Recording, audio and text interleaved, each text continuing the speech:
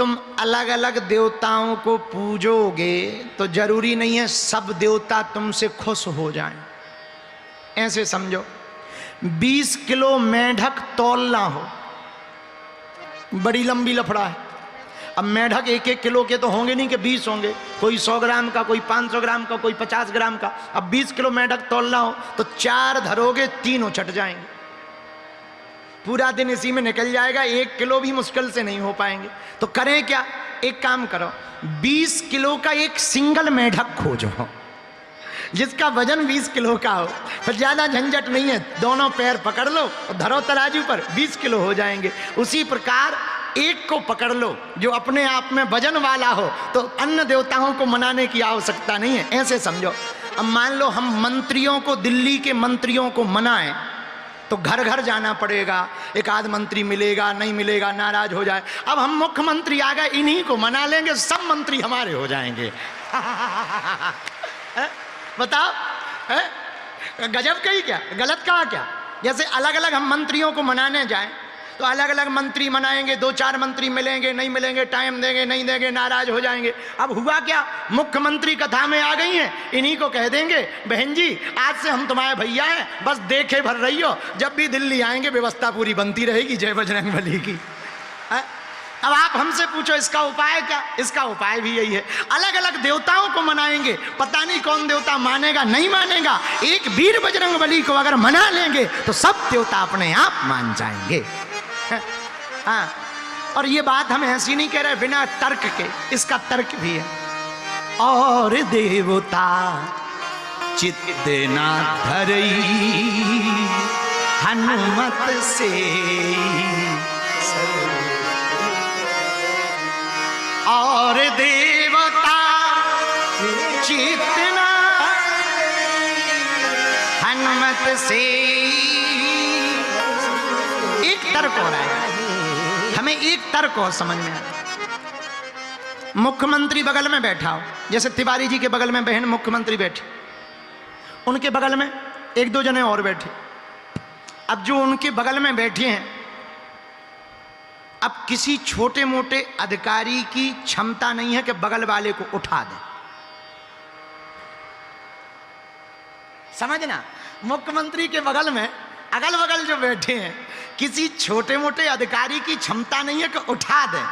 अब हम भी यहीं बैठे, बगल में बैठे, अब छोटे मोटे इसीलिए नहीं उठा पाएंगे जब मुख्यमंत्री मित्र है, तो अब क्या कहना है, क्या कहना। उसी प्रकार बजरंगबली अपने हो जाएंगे तो छोटे मोटे संकटों की औकात नहीं है कि तुम्हें दुनिया से ऊपर कोई उठा देगा। अगर हनुमान जी अपने हो जाएंगे तो विचार करो, छोटे मोटे संकट क्या कर पाएंगे, और संकट आएंगे भी तो हमारे हनुमान जी संकट ते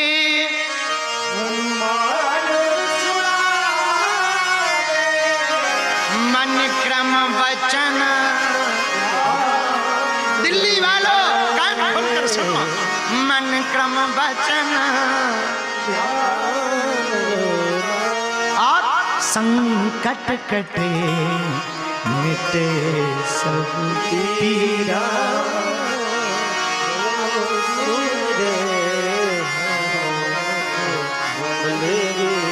संकट से बचाने का काम वीर बजरंगबली संकट मोचन का। आहा, धन्य है वीर हनुमान जी महाराज। इसलिए ये सुंदर कांड की जो चर्चा है, इसकी चौपाई बड़ी प्यारी है। एहा जामवंत के वचन सुहा,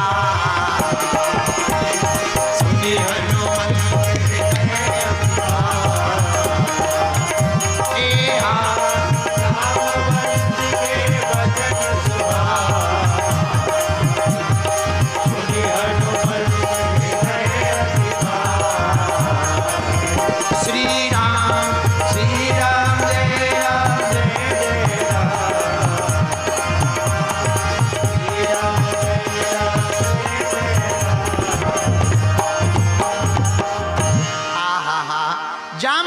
वचन श्री हनुमान जी को इतने प्रसन्नचित कर गए।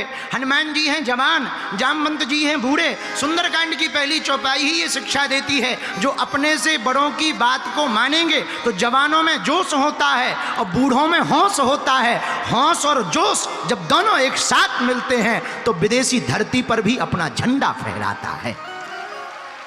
ये हनुमान जी की कथा का और सुंदरकांड का सार है। हनुमान जी जवान हैं, जामवंत जी बूढ़े हैं, जोश और हौस दोनों मिल गए। बल्कि हनुमान जी भी जय हनुमान ज्ञान सागर, सागर का मतलब समुद्र, ज्ञान के सागर है हनुमान जी। ज्ञान कितना है बोले बता नहीं सकते।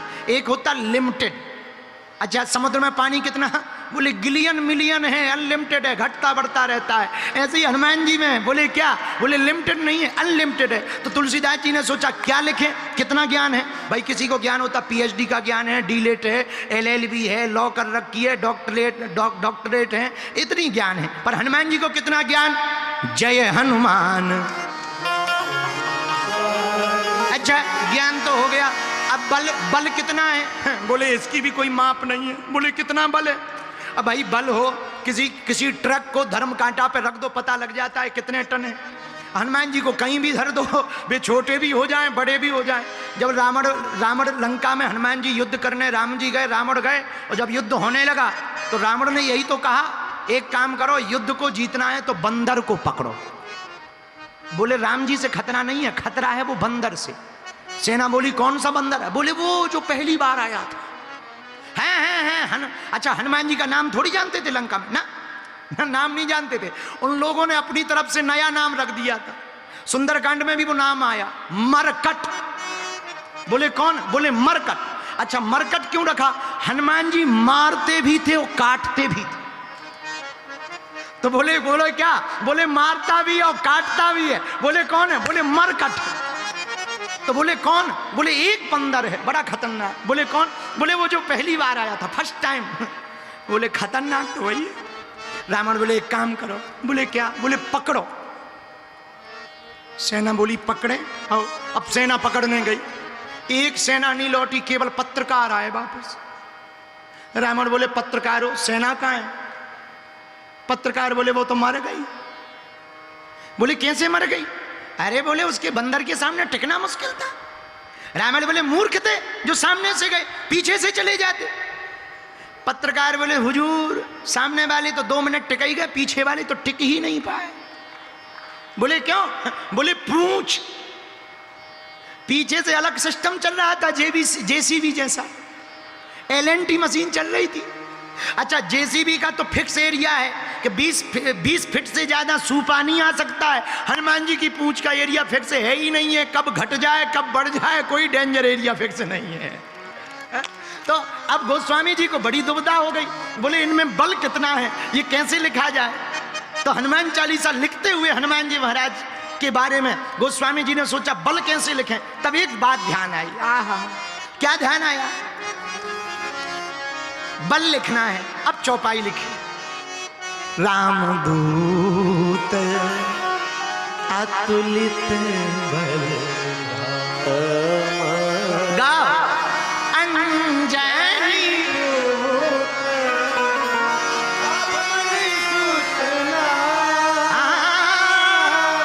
रामदूत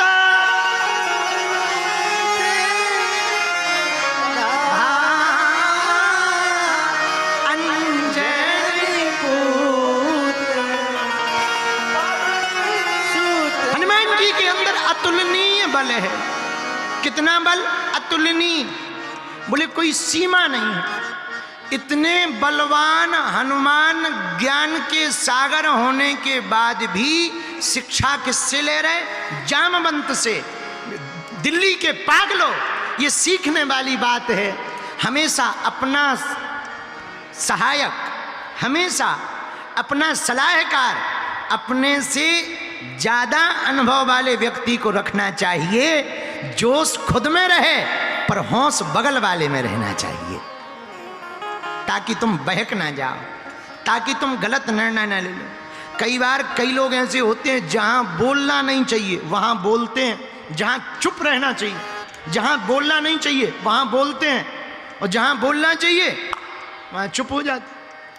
पर सहायक बढ़िया हो तो वो इशारा कर देता है, ठीक चलो यहाँ बोल दो, प्रणाम कर लो, माथा रख लो, आरती कर लो, आरती। हाँ तो फिर आदमी हाँ ठीक है भाई, ठीक कर याद, क्योंकि भीड़ में कई बार ध्यान नहीं आता ना, कहाँ क्या करना है। भयंकर भीड़ हो, आदमी का दिमाग सट जा जाता है, करना क्या है। आओ, अगर तुम्हें भैया अभी माइक पकड़ा दिया जाए, ले लो लो आओ प्रवचन सुनाओ, तो जो चौपाई तुम्हें हनुमान चालीसा की रोज आती है वो भी भूल जाएगी, 2 मिनट में भूल जाएगी कि अब बोलना क्या है। हाँ, भीड़ देखकर, पर सहायक बढ़िया हो तो फिर बात बन जाती है। धन्य है हनुमान जी, क्या सूत्र प्रारंभ में दे दिया, मंत्र लंका जाने के पहले मंत्र ले लिया। हनुमान जी बोले जामवंत में पूछा तो ही उचित सिखावन दीजऊं। जामवंत जी ने मंत्र दिया और चौपाई पूरी हो गई। जामवंत के